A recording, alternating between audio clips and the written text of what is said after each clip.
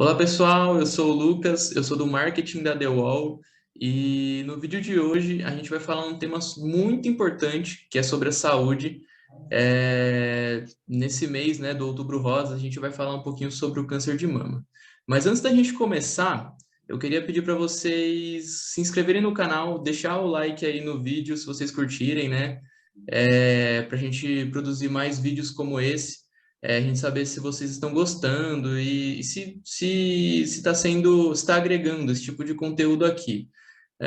Bom, mas, né, claro, para falar sobre esse assunto, eu trouxe alguém que entende muito mais do que eu sobre isso, que é a Alba. Lucas, obrigada pela oportunidade.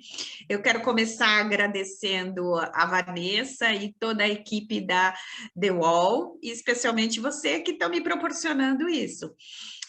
Eu desejo que esse material seja compartilhado e que seja multiplicado, né? Porque informação a gente tem todo dia, mas a informação só se torna conhecimento quando a gente compartilha. Então, esse é o meu desejo e esse é o meu propósito também.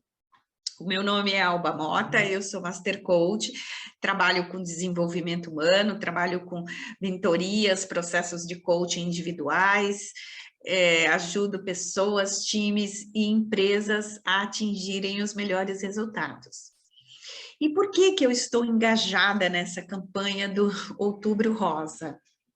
A campanha do Outubro Rosa é uma campanha, é um movimento mundial que nasceu no começo dos anos 90, através de uma corrida das mulheres no Central Park, chamada Corrida pela Cura. E daí esse movimento foi se espalhando pelo mundo inteiro e chegou aqui no Brasil em 2000. Então, o Outubro Rosa tem como mote e principal objetivo a conscientização da importância do diagnóstico precoce e da prevenção ao câncer de mama.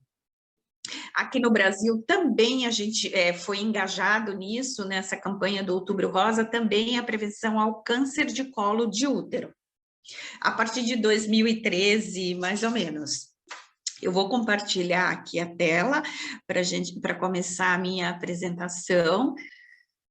E eu falei para vocês, por que eu me engajei nessa campanha? Porque em 2016 eu fui diagnosticada com um câncer de mama. E quando a gente recebe um diagnóstico de câncer de mama, o chão sai dos nossos pés. Porque para a mulher, a mama é um símbolo não só de fertilidade, não só da feminilidade, mas também é até um símbolo sexual. É muito importante para nós. Quando qualquer ser humano, quando ele nasce, a primeira coisa que ele faz é chorar e depois ele vai para o seio da mãe. Então, o câncer de mama, ele vem carregado também de uma questão emocional para a mulher muito forte. Mas eu trago essa frase da Clarice Lispector, que diz, que eu acho muito significativa, as pessoas mais felizes não têm as melhores coisas, elas sabem fazer o melhor das oportunidades que aparecem em seus caminhos. E eu sempre falo que a doença me transformou. E uma das razões de eu estar aqui hoje para compartilhar esse conhecimento com vocês é isso. Eu não podia deixar que o câncer me definisse. Porque para muita gente, existem pessoas, talvez até você conheça algumas pessoas, que não conseguem nem pronunciar a palavra câncer. Quantas vezes você já ouviu de alguém que fala assim, eu tive aquela doença, o meu marido teve aquela doença? E a gente, quando passa por uma adversidade, sobretudo por uma doença, né, e uma doença do tipo do câncer, a gente não pode permitir que a doença crie muros, que ela faça muros em volta da gente. Eu não podia permitir isso. Então, eu decidi que através dessa doença, eu construiria pontes. ao invés de muros. E essas pontes são isso, encontrar pessoas como o grupo da The Wall, que está também engajado nisso e que a gente pode levar essa informação. Eu vou falar um pouco sobre as estatísticas do câncer de mama aqui no Brasil. Quem cuida desses números aqui no Brasil é o INCA. O INCA é o Instituto Nacional do Câncer, ele que cuida de todas as políticas de câncer no Brasil, não só do câncer de mama, mas de qualquer tipo de câncer. Ele cuida das políticas, ele cuida das estatísticas e ele cuida dos números. O número de óbitos de mulheres com câncer de mama é 14,7. Portanto, de cada 100 mulheres, 14,7 morrem decorrentes do câncer de mama. E no Brasil, 43,74% de cada 100 mil mulheres é a incidência de câncer. E o INCA, ele trabalha com um biênio, né? E ele trabalha com uma previsão de novos casos.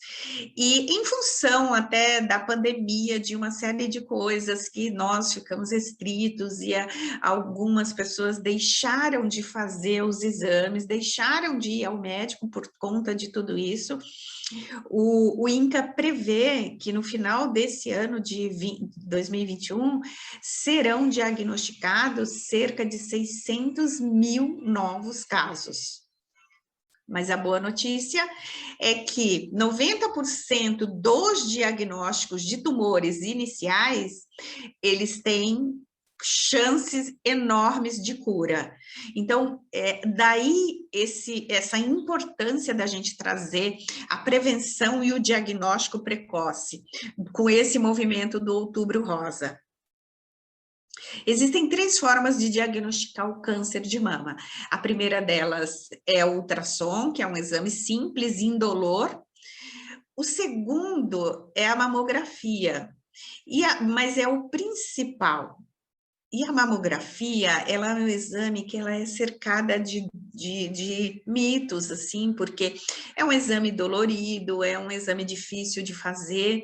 Talvez você que está aí me ouvindo já tenha passado por isso, né? Ou você ouviu a sua esposa, alguém falando de que, olha, a mamografia é um exame chato, dói, isso, aquilo. Mas eu trago uma visão romântica, romantizada da mamografia. A mamografia é só uma chapa em preto e branco que pode devolver o colorido da vida de muitas mulheres. Então, a importância da mamografia aqui no Brasil, as mulheres a partir dos 40 anos de idade devem fazer a mamografia, fazer um acompanhamento anual. E o último exame é a biópsia. A biópsia já é uma punção, já é quando detecta alguma alteração, alguma célula que está se desenvolvendo, então é feito a biópsia para entender, para verificar qual é o tipo de célula e qual é o tipo de tratamento que o médico vai adequar para essa mulher. Aqui eu já falei da idade, né, dos 40 anos para fazer a mamografia e das chances de cura. O diagnóstico precoce, ele traz uma chance de cura enorme.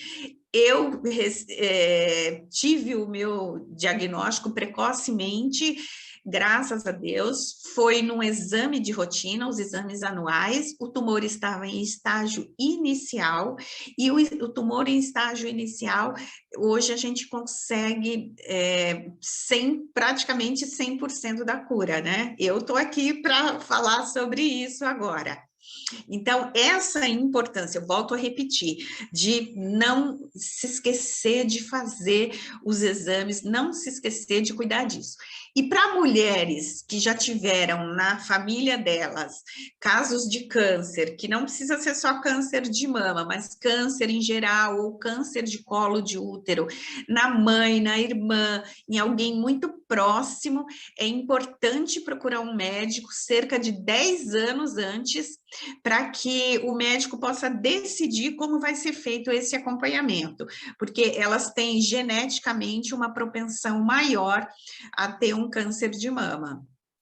Eu trago aqui a estrutura da nossa mama, que aqui tem os lobos, né? Aqui atrás da auréola, né? Aqui são os lobos, é por onde passa, produz o leite, e normalmente os tumores costumam se desenvolver nessa região.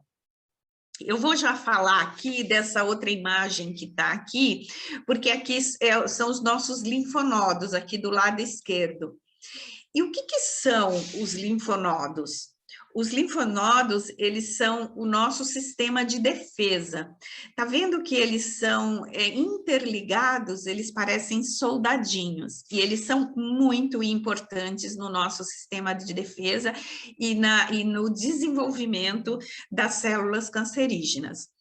Lá na frente tem um slide que eu vou falar sobre eles, mas aqui já aproveito para mostrar. Aqui eu trago a importância e a imagem do autoexame, porque o autoexame é um exame que é, na verdade, simples, mas que você pode conseguir entender o seu corpo. Para as mulheres é importante que tenham intimidade com o seu corpo, que toque o seu corpo, que faça o exame. É muito simples de fazer. No chuveiro, com a mão na cabeça, você apalpa a mama para perceber se tem alguma coisa diferente, algum caroço, algum nódulo, alguma coisa diferente. Muitos casos, muitas mulheres percebem isso no autoexame.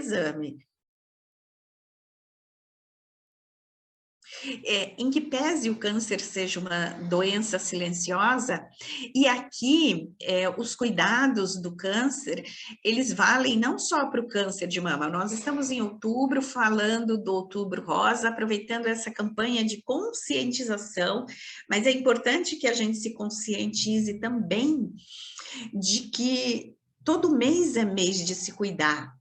Todo mês é Outubro Rosa, todo mês é Novembro Azul, porque no mês que vem tem a campanha, o alerta mundial para os homens para o câncer de próstata, que no Brasil, o número de câncer de próstata é maior do que o número de câncer de mama. E o câncer de mama, o câncer em geral, ele é a doença que mais mata, perdão, é a terceira doença que mais mata no mundo, fica atrás das doenças do coração e do AVC. E aqui, como eu estou falando especificamente do câncer de mama, eu trouxe esses sinais. Aqui está como sintoma, mas são sinais que a mulher deve ficar atenta para ver se no corpo dela, olhar para o corpo dela. Então, secreção saindo do mamilo, secreção não é normal para mulheres que não estejam amamentando, crescimento das veias, vermelhidão, temperatura, quando você sente uma quintura com muita frequência na mama, qualquer lesão na pele. Às vezes a pessoa acha que é uma espinha, uma pequena espinha, mas já é uma lesão, já é um indício. Então, qualquer lesão que aconteça, qualquer alteração que você perceba na pele, no mamilo, é importante procurar o médico, porque já pode ser um sinal. O nosso corpo é inteligente, o nosso corpo fala. Então, ter esse cuidado, o autocuidado, né? E quais são os fatores de risco para o câncer de mama? E aqui eu trago esses fatores de risco, eles não valem só para o câncer de mama, eles valem também para todo tipo de câncer. Então, a questão genética, quem já teve na família alguém com câncer, é sempre um risco, é sempre um fator de risco. A obesidade, o sedentarismo e o álcool e fumo em excesso, porque uma tacinha de vinho, de vez em quando, para celebrar, é muito bom. Mas o álcool em excesso e o fumo, eles são fatores preponderantes de risco. Eu vi ontem uma live do meu oncologista, que é um dos meus mentores nesse material aqui, e está comprovado que para o câncer de mama, a atividade física reduz em cerca de 13% a 15% o risco de câncer de mama na atividade física.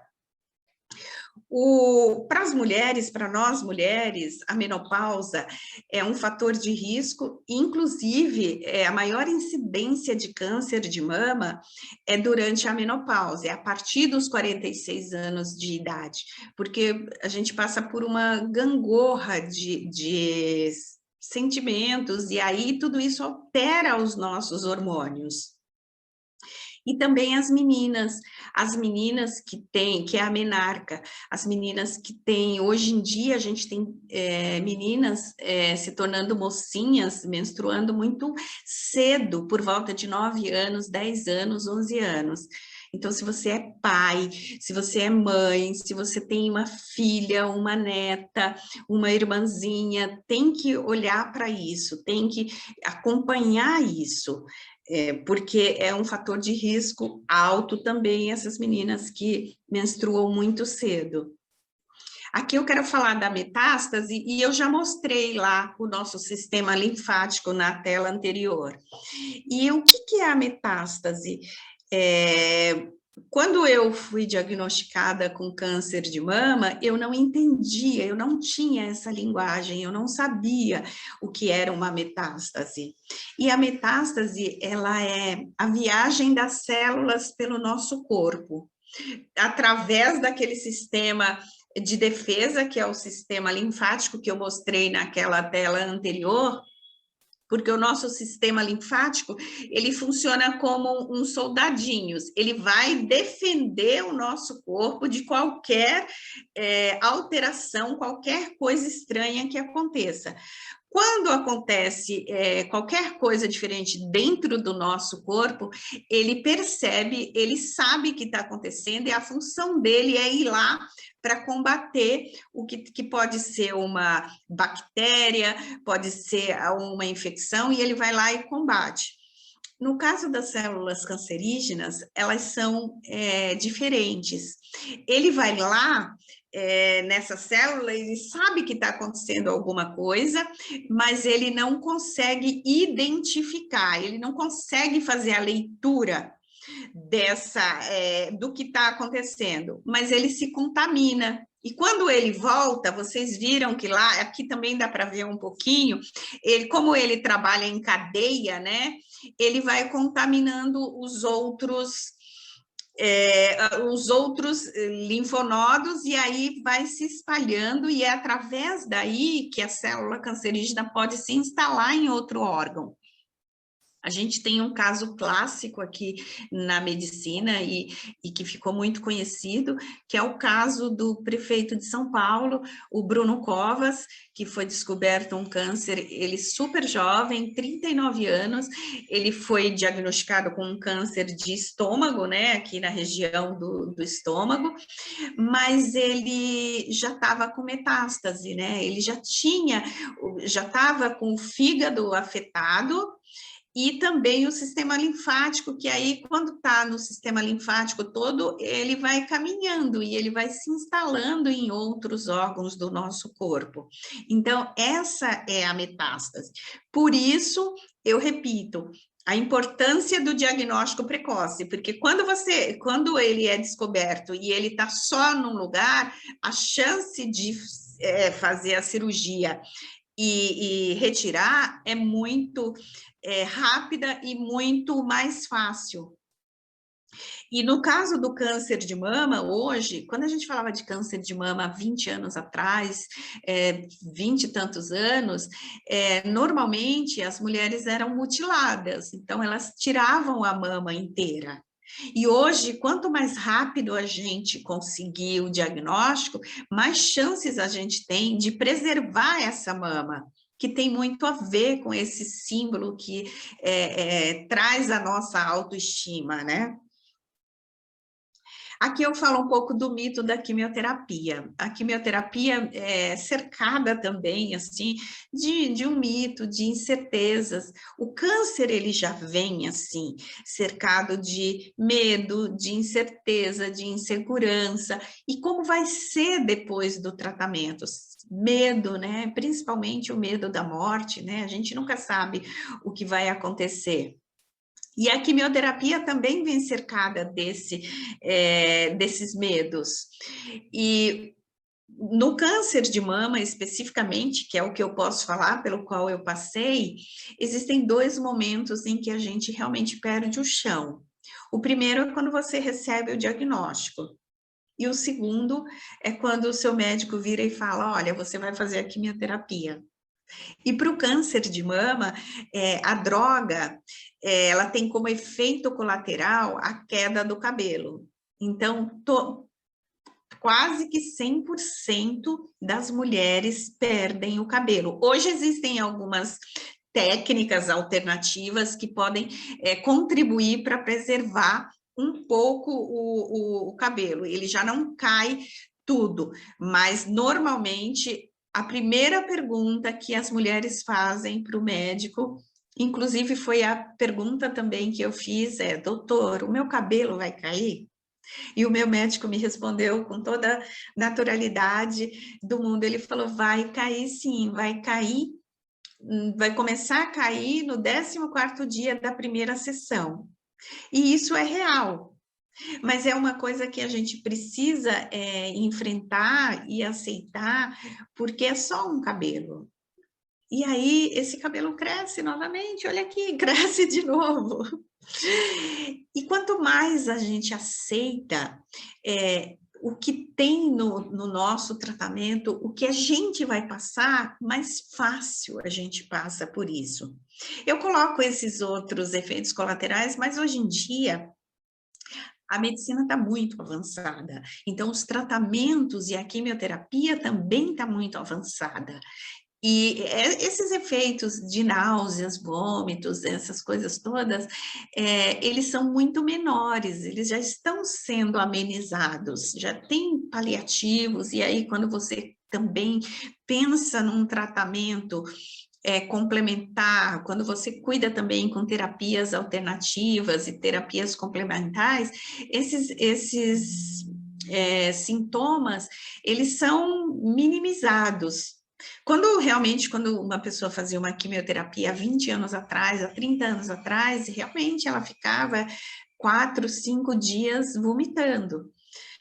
Hoje não, hoje isso tudo tem formas de a gente amenizar isso, sobretudo quando a gente começa a cuidar das nossas emoções também durante o tratamento, quando a gente tem esse apoio emocional. E agora, eu trago uma informação aqui que eu acho muito importante. No mundo inteiro, existem políticas que protegem o paciente com câncer. E aqui no Brasil, a gente tem essa lei, que chama Lei dos 60 Dias, que diz o seguinte, quando a pessoa recebe um diagnóstico de câncer, ela tem 60 dias para iniciar o tratamento, seja no setor público, no setor privado, ela não pode ficar esperando mais que 60 dias para marcar uma cirurgia, para fazer os exames importantes que têm que ser feitos para marcar a cirurgia ou para iniciar um tratamento de quimioterapia. Então, isso é muito importante que a gente saiba disso. O que aconteceu agora durante a pandemia é que, por conta de as pessoas terem ficado mais reclusas, realmente atrasou muito os tratamentos, porque as próprias pessoas demoraram para fazer os exames, demoraram para receber o diagnóstico, e isso trouxe um aumento dos casos de câncer de mama, e não só do câncer de mama, dos cânceres em geral, porque no câncer, uma arma muito importante contra o câncer é o tempo. Então, é assim, descobrir o diagnóstico, corre, vai lá, vê qual é o primeiro passo, é operar, é fazer uma quimioterapia, não espera. É muito importante o tempo, porque as células se desenvolvem muito rápido, e talvez de um mês para o outro, ou 3 meses, o tumor pode mudar de estágio, ele pode evoluir num estágio muito maior. E essa é a primeira parte, que é uma parte bastante educativa. Eu não sou médica, esse material todo tem como fonte uma consulta ao meu oncologista e ao doutor Daniel Gimenez e ao mastologista, que é o doutor Rinaldi. E os estudos que eu fiz e as pesquisas que eu fiz. Mas durante o meu processo de tratamento, lá atrás eu falei que eu entendi que o câncer, eu não podia criar muros, construir muros com o câncer, eu precisava fazer disso uma ponte. E eu até falo que a doença me transformou. E uma das coisas aonde eu fui buscar ajuda foi na psicologia positiva. Então, eu comecei a estudar, hoje eu já trabalhava com desenvolvimento humano, já conhecia um pouco a psicologia positiva, e eu aplicava nas pessoas. Então, eu entendi, se eu aplico no outro, se serve para o outro, tem que servir para mim. E aí eu entrei de cabeça na psicologia positiva, que eu sou apaixonada, é a ciência que estuda o bem-estar e a felicidade. A psicologia positiva, ela foca no nosso potencial, né? No que traz motivação para a gente, nas nossas competências e no que realmente, de fato, traz felicidade. Porque a psicologia convencional, ela cuida muito de patologias.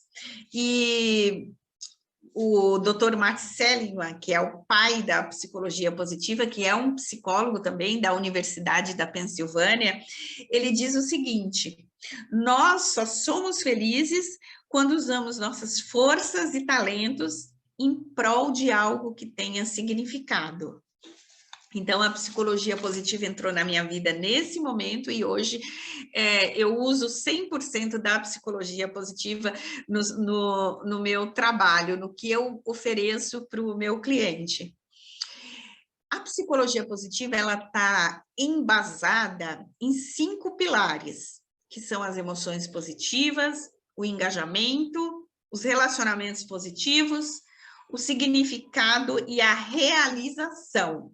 Eu vou passar por cada um deles, assim, trazendo um pouco do conceito do que são e como eu apliquei na minha vida, como isso me ajudou no meu tratamento e na minha cura. Eu trago as emoções positivas,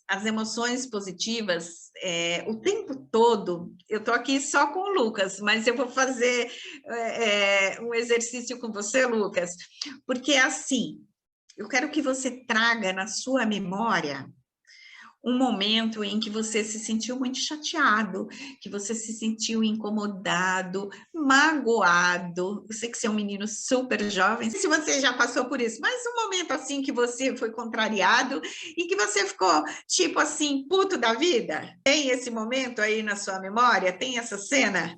Ah, acontece sim, esses momentos sempre acontecem, assim, não sempre, né, mas todo mundo com certeza já viveu um momento assim, infelizmente todo mundo já viveu.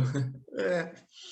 Então, eu quero que você traga essa imagem na sua memória. E agora, eu quero que você traga na sua memória uma imagem, uma cena, uma lembrança de um momento que você estava muito feliz, de uma conquista, do tipo assim, yes, consegui, sabe? Eu sou foda.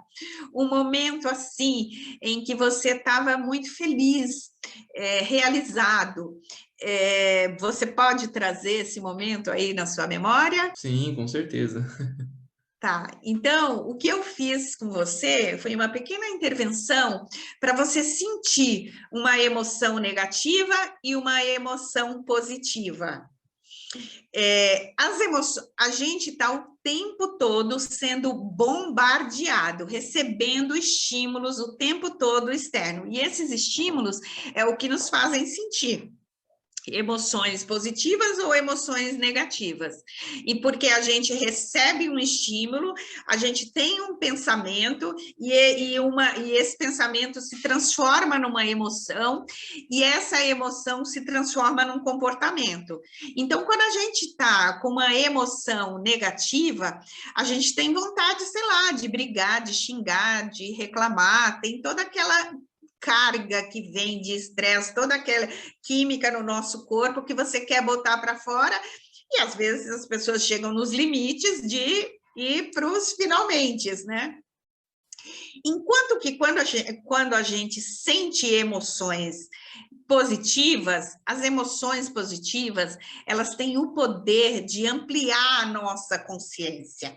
Elas estimulam os novos caminhos. A gente vai buscar recursos que a gente tem lá dentro para desenvolver novas habilidades. Uma das estudiosas das emoções positivas é a doutora Bárbara Fredrickson, e ela fala o seguinte: aqui, ó, bem aqui no nosso chakra cardíaco, que é aqui bem embaixo da correntinha, né? Quando eu estou aqui no online, eu sempre dou a referência que é embaixo do pingente da nossa correntinha. Aqui nessa região, a gente tem uma glândula chamada glândula do timo, que nessas terapias a gente chama de glândula das emoções. E também no mesmo lugar é o nosso chakra cardíaco, que é o chakra do coração. E quando na teoria da doutora Bárbara Fredrickson, ela diz o seguinte: quando a gente sente emoção negativa, o que acontece? O nosso corpo, e isso é natural, né? A gente fica para dentro, a gente fica triste. Quando você fica emburrado, você cruza os braços, fica emburrado com cara feia, tudo para dentro. Enquanto que quando a gente sente uma emoção positiva, a gente se abre para o mundo. É porque daqui, das emoções positivas, sai uma espiral da positividade que traz para a gente essa energia, essa alegria, o prazer. A gente viveu todo esse tempo de pandemia, de isolamento, e uma das coisas mais importantes que a gente sentiu, né, foi a ausência do abraço. E o abraço é uma emoção positiva, porque a gente se abre para abraçar, né?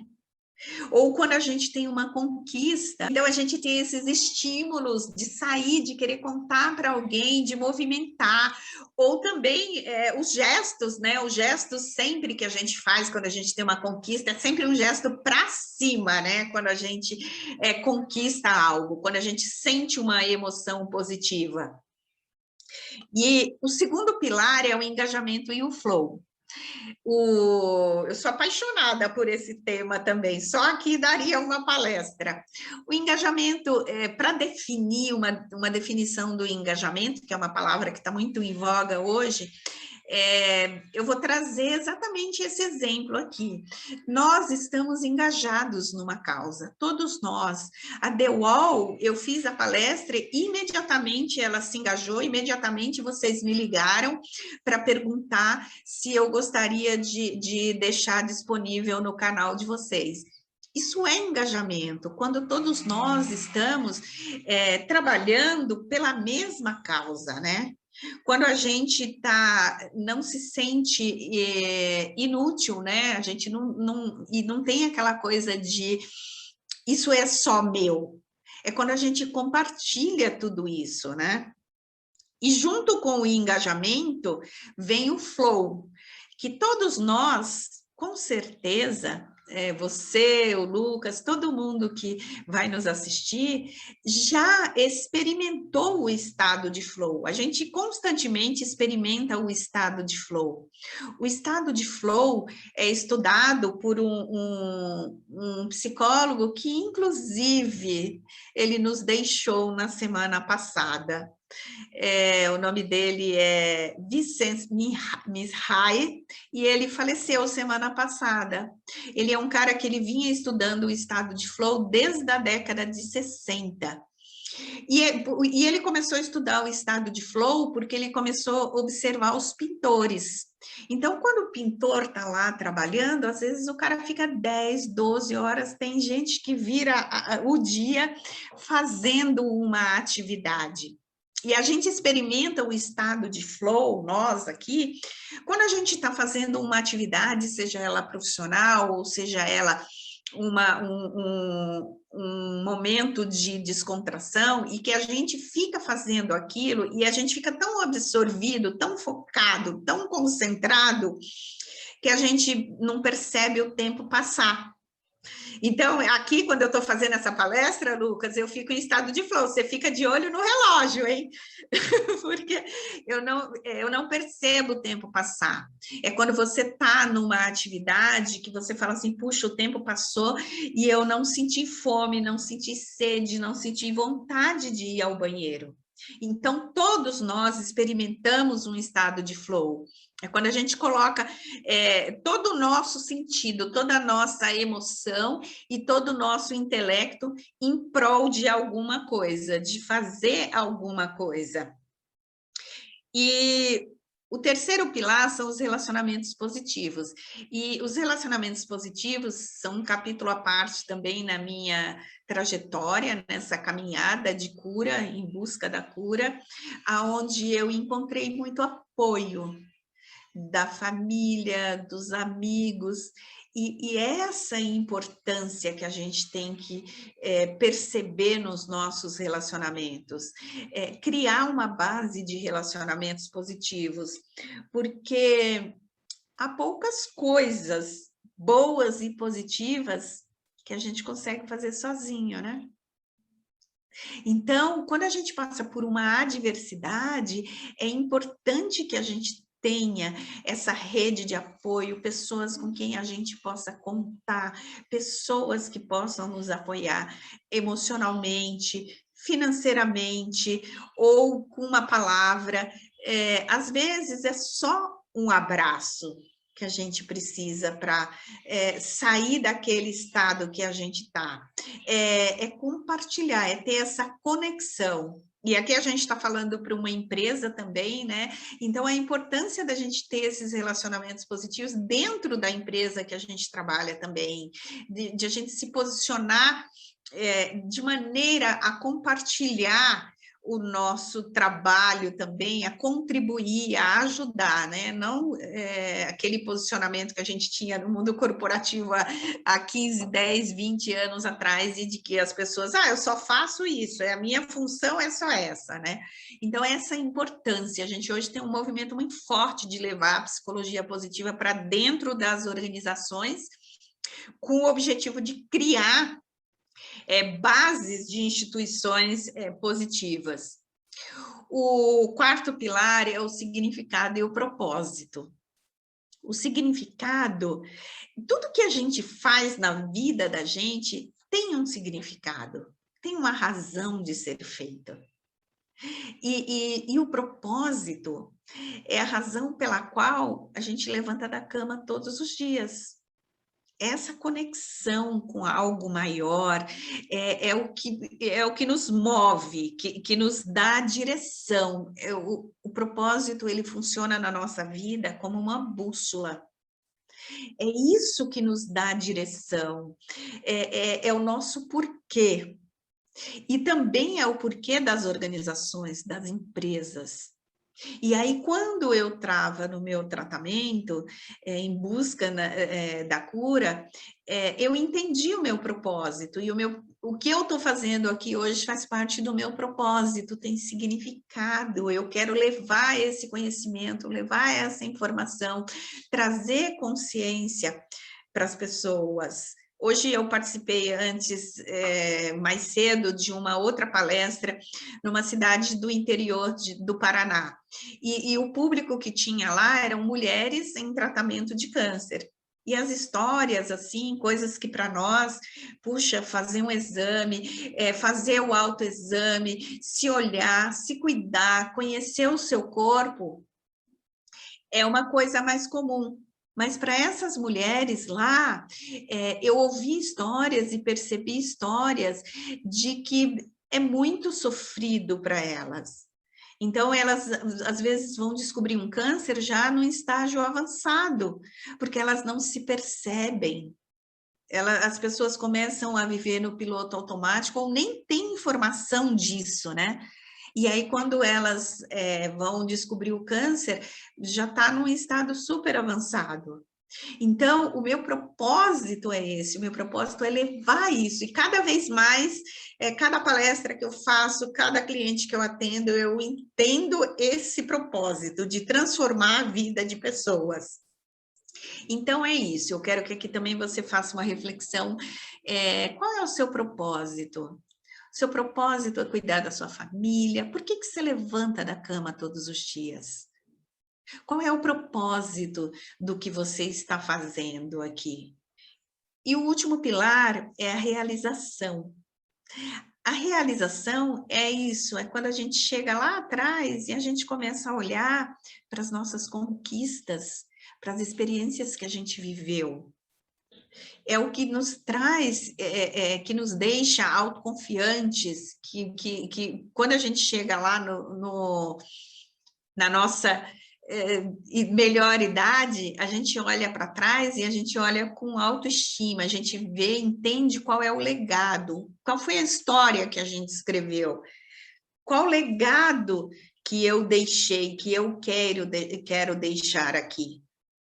Mas a realização também, ela só tem sentido se ela for apreciada, se ela for vivenciada, experienciada. Então, às vezes, a pessoa fica no piloto automático a vida inteira correndo atrás, e aí acontece alguma coisa e ela não vivenciou, ela não celebrou. Então, a gente precisa celebrar as pequeninas coisas, porque a beleza está no caminho. Então, num processo de câncer de mama, então é celebrar uma conquista de ter recebido um diagnóstico. Ainda bem que eu recebi o diagnóstico de câncer. Ainda bem que eu tive a possibilidade de fazer uma quimioterapia. Então, a gente celebrar isso, cada sessão de quimioterapia celebrar. E na nossa vida como um todo, celebrar as nossas conquistas. Às vezes você tem um filho e aí o seu filho chega com a nota, com o boletim, e aí você olha, ele teve lá várias notas boas, no meu tempo eram azuis, né? Hoje eu não sei como que é. E a nota ruim vinha em vermelho. E aí ele teve uma notinha vermelha. E às vezes o pai ou a mãe olha para o filho e fala, nossa, e essa nota vermelha? Então, tudo que a gente põe foco, tudo que a gente dá luz, cresce. Então, se você coloca foco em uma única nota vermelha que o seu filho tirou, imagina como que vai ser a emoção dele. Então, às vezes, você valorizar as notas azuis que ele tirou e depois, num outro momento, chamar para uma conversinha e falar, filho, mas essa daqui a gente vai ter que entender como melhorar isso, o que você pode fazer de diferente para melhorar isso. Mas é muito comum que as pessoas coloquem foco só no negativo, naquilo que é a menor parte, mas que é negativa. Só que põe foco, põe luz e aquele negócio cresce absurdamente. Aqui eu termino essa palestra falando, agradecendo a todos vocês, deixando aqui os meus contatos, o meu Instagram, pedindo para que me sigam nas redes sociais. E, sobretudo, eu queria fazer um pequeno comentário sobre a gratidão. A gratidão também é, hoje, objeto de estudo dentro das universidades. E a gente tem visto aí vários casos dentro de hospitais, na medicina, muita gente se voltando para isso.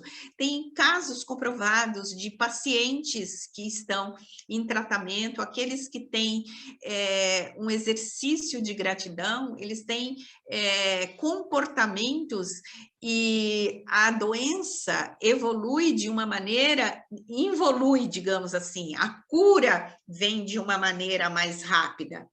A gente tem estudos que dizem que quando as pessoas praticam a gratidão, a gente melhora todo o nosso cognitivo, a gente melhora o nosso sistema imunológico, a gente reduz os níveis de estresse.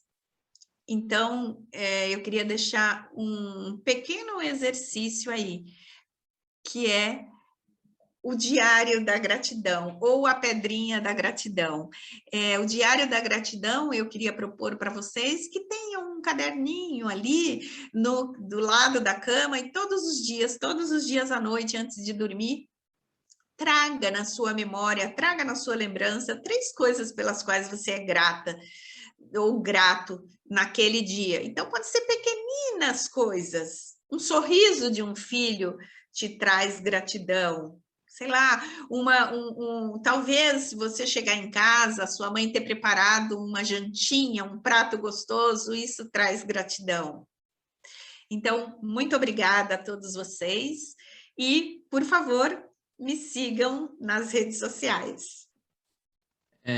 Realmente é um tema muito importante, né? Eu acho que não só para mulheres, mas também para homens. E é saúde, né? Todo mundo tem que se preocupar com a saúde, todo mundo tem que se cuidar. E principalmente na questão da psicologia positiva, que a gente passa por um momento muito difícil, né? Agora chegando ao final, mas ainda não acabou, né? A questão da pandemia, e a psicologia positiva faz muito sentido nisso também, né? Não só no câncer de mama. Bom, eu queria agradecer, Alba, você novamente por ter topado participar aqui com a gente, né? Realmente é um tema extremamente relevante. E, bom, eu queria pedir para o pessoal aí que assistiu, se vocês gostaram, aí deixar um gostei para a gente, compartilhar, mandar para pessoas que vocês acham que vão gostar do conteúdo.